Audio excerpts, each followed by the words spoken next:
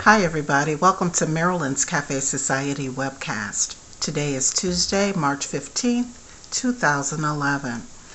I wanted to present to you some information that I researched and found about unions, particularly in light of the big to-do here in this country about the potential of union busting happening. Well, for starters, the history of America's labor and trade unions date back to the 1600s.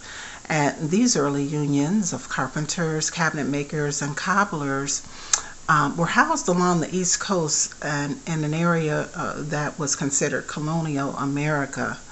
Workers back then played a significant role in the struggle for America's independence from Great Britain. In fact, the Continental Congress met in Carpenter's Hall in Philadelphia to sign the Declaration of Independence. Furthermore, during the mid to late 1970s, in pursuit of happiness, printers, cabinet makers, and carpenters were the first to go on strike for shorter work hours and higher pay. These first efforts to organize labor were clearly needed for working people's economic and legal protection from employers who were exploitive. The Nation Labor Union, which was a federation, an organization of local unions, formed in 1866. Now, the NLU was responsible for a bill that Congress passed declaring an 8-hour day for federal workers. A few years later, the Knights of Labor formed. The Knights embraced everyone. Membership was open to all workers, skilled or unskilled, black or white, male or female. Though effective, this labor force declined after the riots in Haymarket Square. In 1886, the American Federation of Labor was founded. Their sole purpose was to protect the skilled laborers of America from being reduced to beggary. And they also wanted to sustain the standard of American workmanship and skill the trades unions of America had established. Congress created the United States Department of Labor with a legislative mandate to protect and extend the rights of wage earners at the urging of the AFL. Also, a separate Children's Bureau was created to protect them from job exploitation. After some unions barely survived the Great Depression of the 1920s, the CIO, the Committee for Industrial Organization, was established in November of 1935.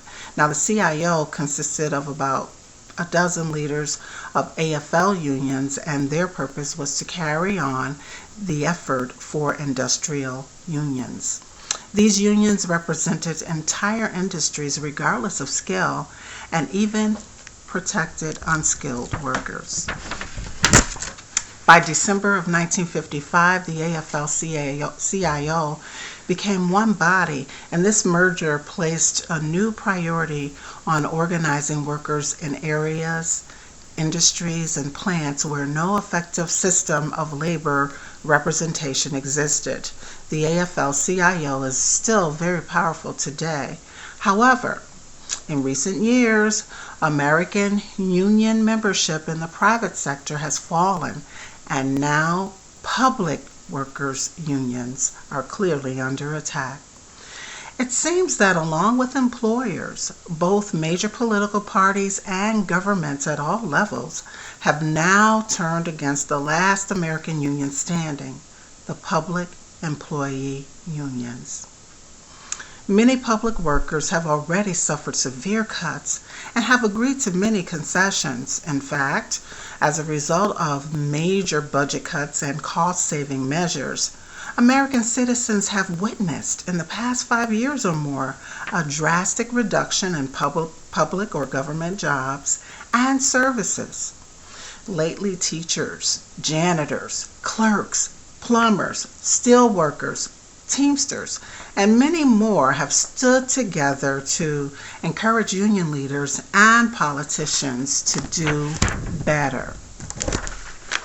As a matter of fact, many of the people demonstrating and attending these rallies that are popping up everywhere across America have never before participated in a a rally or a strike or a political event?